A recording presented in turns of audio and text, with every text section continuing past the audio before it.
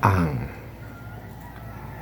kinasingkasing nga pagtuo part 3. Paminawa pag-ayo ang kinasingkasing nga pagtuo kung asa kini napahamutang. Ingon niini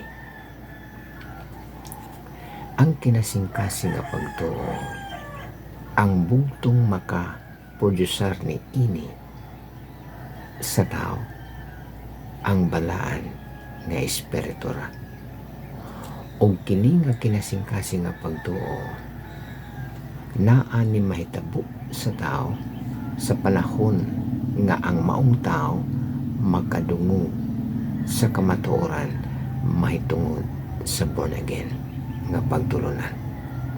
Nganong born again gyud nga pagtulunan ang gikinahanglan nga mapaminawan sa maong tao? Tungod kay diha sa born again nga pagtulunan mahibaluan sa tao nga ang tao di ay makasasala sa atubangan sa Dios, ug dili lamang makasasala sa atubangan sa Dios kundi makasasala nga anak pagayon sa Yawa. Ebanghelyo ni San Juan 8:44. Diha sa maong pagtulunan nga born again madiskubre sa tao nga ang tao na kinahanglan og pagkamatarong nga mao si Ginoong Jesucristo. Diha sa born again nga pagtulunan ang tao mahibalo usab nga dunay umaabot nga paghukom nga grabe kadelikado tungod kay ang Yawa hinukman ug dili gusto ang Dios mahitabo sa tao nga ang kalag sa maong tao may imperno. Gusto ang Dios nga ang maong tao o ang tanan gyud nga mga tao makadangat gyud sa pagka mahimong maborn again. Ang heart faith diha iproducer sa balaan nga espiritu sa tao sa panahon nga makapaminaw ang maong tao sa kamatuoran mahitungod sa born again nga pagtulunan. Og dili tanan nga mga giprodusahan sa balaan nga espiritu og kinasingkasing nga pagtuo nahimo sila nga mga born again. Dili tanan ha. Daghan nga mga katawhan karon nga niya sa ato nga palibot nga nakadungog na mahitungod sa born again nga pagtulunan. Pero wala lang mahasangko diri sa pagkamahimong maborn again. Nga naman ang rason paminawa pag-ayo tungod kay walay mga born again nga na nag-ampo ngadto sa Dios para kanila nga mahimo sila gyud nga ma-born again. Wala ha. Ang pag-ampo sa born again ngadto sa Dios para sa maong dili born again maunay tan-awon sa Dios sa pagproducer sa balang espiritu ug pagtuo nga kinasingkasing.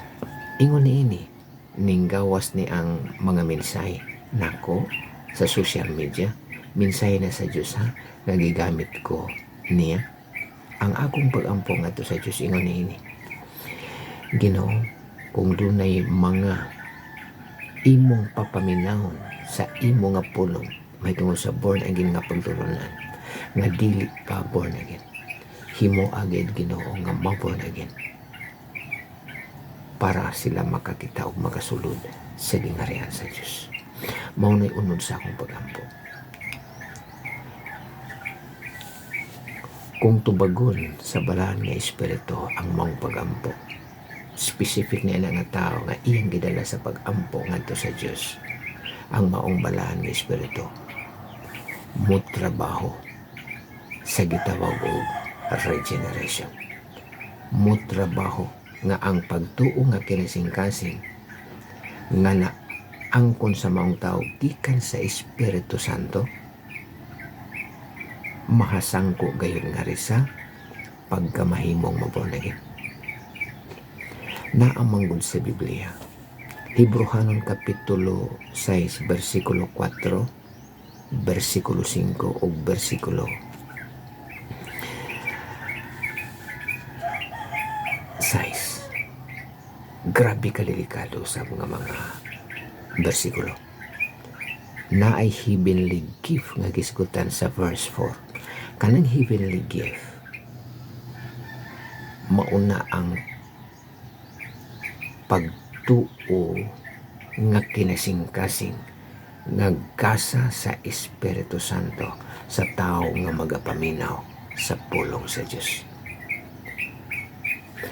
Ug kana nga tao nga nagapaminaw sa pulong sa Dios may tungod sa born again nga pagtulunan nga giprodusan sa balaan nga espiritu ug pagtuo nga kinasingkasing. Kung maabta na nga tao sa lawaston nga kamatayon, unya ang pagtuo nga kinasingkasing gikan sa Espiritu Santo wala masangko sa paghimo gayud sa balang nga espiritu sa maong tao nga maborn again. Ang heavenly gift nga natilawan nga nadawat sa maong tao nga mao ang kinasingkasing nga pagtuo. Way kapuslanan. Versikulo 6 ha. Fall away. Naabtan sa lawaston nga kamatayon ang maong tao. Pero nakadawat siya sa pagtuo nga kinasingkasing gikan sa espiritu. Kanang fall away, mauna ang panahon nga ang maong tao naabdan sa lawaston nga kamatayon nga ang heartbeat nga iyang nadawat wala masangko nga risa paghimo sa balahan nga espiritu nga naborn again ang maong tao. Kung ikaw ang maong tao nga naminaw ka karon, nga nakadungog ka na may tungod sa born again nga pagtulunan, kung walay panahon nga nadawat nimo si Ginoong Jesucristo, nakapasulod ka kang Ginoong Hesus, ingon nga imong Ginoo og maluluwas sa imong kinabuhi, giyahan ka nako sa pagdawat kaniya, ingon nga imong Ginoo og maluluwas sa imong kinabuhi, para nga ang heartbeat nagdi-producer sa balahan nga espiritu sa imong kinabuhi mahasangko gayon nga rin sa paghimo sa balahan nga espiritu kanimo nga mabag-o ka nga binuhat, maborn again ka. Kaya ang makakita o ang makasulod sa gingharian sa Diyos ang mga born again lamang. Ebanghelyo na San Juan, Kapitulo 3. Si Ginoong Jesucristo mismo ang nagsulti niya na. Mangutalan ako kanimo. Naabay panahon nga nakadawat ka sa manuluwas nga mao si Ginoong Jesucristo. Nga nakapasulod ka sa yaha. Sa imo gay nga kinabuhi. Bisan 5 minutos o ubos pa niya na nga na istorya gid nimo si Ginoong Hesus sama sa ingon niini. Ginoong Hesus, dawaton ka nako, ingon nga akong Ginoo og maluluwas sa akong kinabuhi. Sulod ka kanako sa akong kinabuhi. Naa ba? Flashback daw makadiyot sa mga katuigan nga nanglabay sa imo nga kinabuhi kung naa ba. Kung wala, be honest to yourself. Kung wala ang pagtanaw sa Diyos kanimo, ang nakasayawa ug nagkinahanglan kag pagkamatarong nga mao si Ginoong Jesucristo, ug mahitabo lang na kung dawaton nimo ang manuluwas nga mao si Ginoong Jesucristo. Nganong dawaton si Ginoong Jesucristo nga manuluwas? Tungod kay mauna siya ang namatay, dilubong na banhaw para kanimo, gihatag na sa Diyos Amahan kanimo. Ebanghelyo na San Juan 3:16. O gusto ang Diyos nga imo siyang dawaton. Ug mahitabo lang na ang imong pagdawat nga kinasingkasing nga pagtuo kung dunay ni born again nga nag-ampo ngadto sa Diyos nga ikaw mahimo gayud nga born again.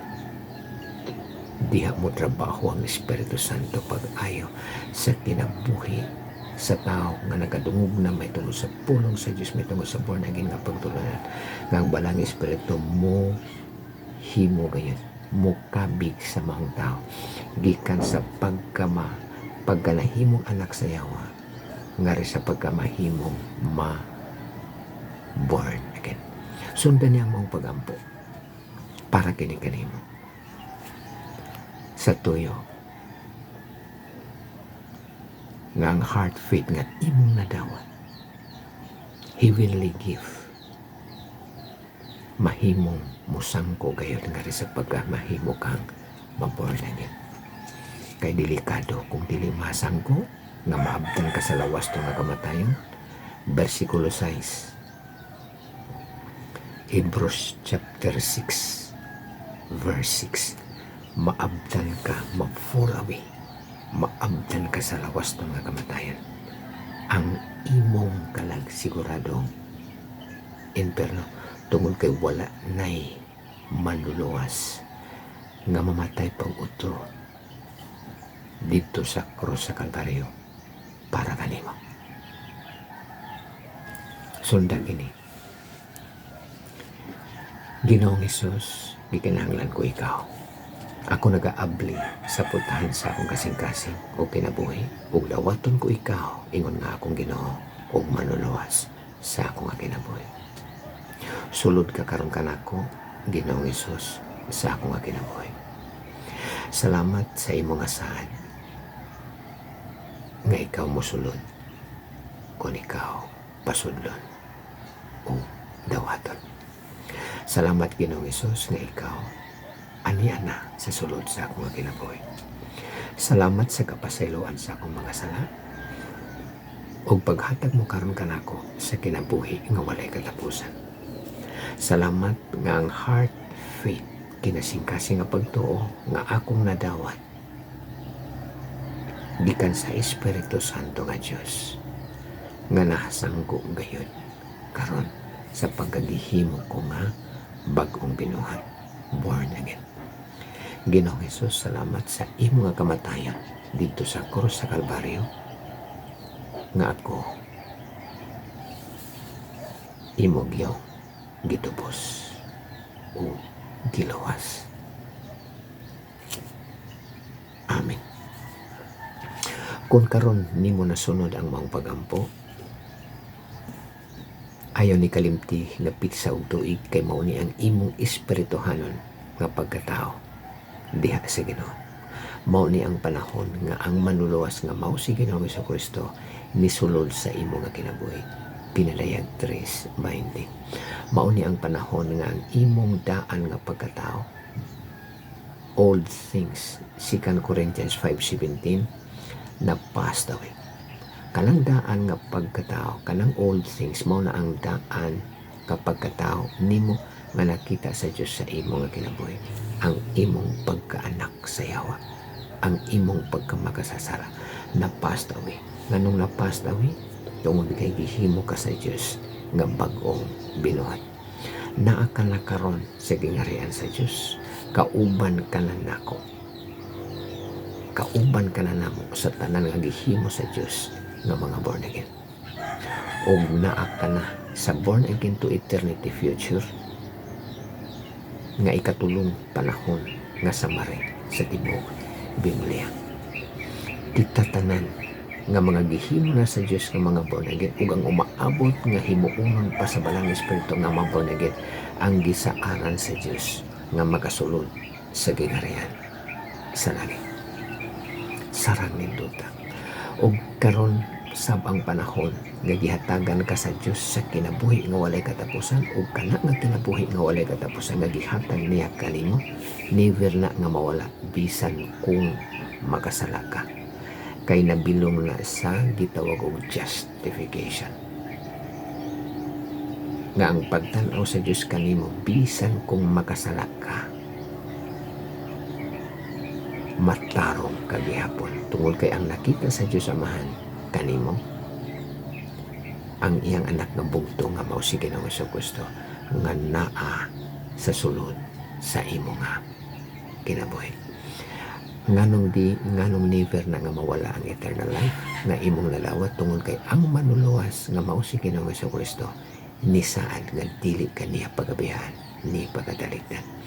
Mao bitaw nga ang mga born again kung mga matay ang mga born again sa lawas to nga kamatayon, wala na yung mga pag-ampo nga himuon sa mga buhi para sa mga kalag sa mga born again nga mga matay.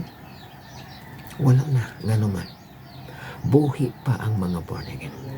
Gipahibalo na sa Diyos nga tagalangit. Buhi pa ang mga born again. Gipahibalo na nga dili na maimperno. Gipahibalo na sila nga tagalangit. Sarang nindutan. I-share ni sa mahali mo sa kinabuhi. Basin ko naapay mga mahali mo sa kinabuhi nga imong naaninaw samtang kalaminaw nga dili pa sila mga born again. Pabatian ni nga mensahe, ingnon nimo sila nga pasundon sa mong pagampo, pagdawat sa manuluwas nga mao si Ginoong Jesucristo para usab sila ma-born again sama kanimo. Kay gusto ang Diyos usab kanila nga mahimong makakita o makasulod sa gingharian sa Diyos ug ang pwedeng makahimo niya ang balaan nga espiritura. Ang pagtuo nga kinasingkasing ingon niya mahimo nang walay kapuslanan kundili mahasangko ngari sa pagkamahimo maborn again. Og ang balaan nga espiritura ang pwedeng makahimo sa tao gikan sa pagkaanak sa Yawa ngari sa pagkamahimong anak sa Diyos samahan pag-usap ma-born again. Ug kana lang kinahanglan og pag-ampo ngadto sa Diyos ug pribilehiyo para kanimo nga nakadungog kanini nga mensahe nga dunay born again nga nag-ampo ngadto sa Diyos nga Ginoo. Kung tunay mga katawhan nga dili pa mga born again nga magkapaminaw sa imo nga pulong, himo agad Ginoo nga ma-born again para usab sila makakita ug makasulod sa gingharian sa Diyos, para ang heart faith mahimong efektibo sa ilang mga kinabuhi. Og ilista kini sa imong Biblia og tuig kining panahon na nga imong gipasulod si Ginoong Jesucristo, imong gidawat kay mao ni ang ilhanan nga imong makaingon ka diyan nga gihimo ka sa Dios nga born again, nga gihimo ka gyud sa Dios nga bagong binuhay. Ilista gini sa imong nga Biblia pitsa og tuig kay ang imong pagdawat kang Ginoong Hesus mao ni ang pinakalako nga kasinatian nga nahitabo sa imong kinabuhi, kay ikaw gihimo niya nga usa sa gihatagan og katungod nga tawgon nga anak. Sarang ninuta.